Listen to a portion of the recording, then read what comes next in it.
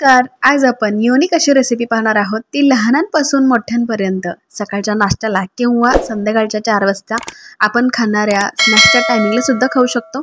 चला तर मग आज ही स्पेशल रेसिपी काय पाहूया.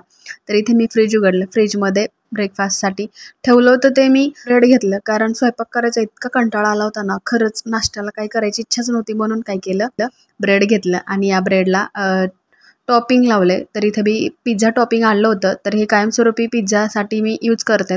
यानंतर इथे मी चिली फ्लेक्स घेतले. तर ब्रेडवरती आपल्याला हे सगळं आधी पिझ्झा टॉपिंग पसरवायचं आहे आणि यानंतर चिली फ्लेक्स घ्यायचे.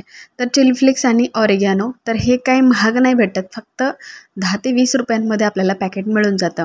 कारण जास्त क्वांटिटीचं आणलं ना की मुलं काही सारखंच मागायला लागतात. त्यामुळे मी ज्या वेळेस मला रेसिपी करायची असते ना, त्याच वेळेस 1 ते 2 वेळेस रेसिपी होईल इतकी मी ह्या वस्तू आणत असते. आता यानंतर ना यावरती चीज टाकायचे. तुमच्याकडे चीज नसेल तर तुम्ही बटरसुद्धा टाकू शकता, पण चीजशिवाय याला टेस्ट नसते. चीजचा वापर जास्त करू नये, पण कधीतरी ठीक आहे. आठवड्यातून एकदा किंवा महिन्यातून एकदा दोनदा करायला काही हरकत नाही. हे मिक्स झालं ना, त्यावरती आपल्याला दोन्ही बाजूनी फ्राय करून घ्यायचे.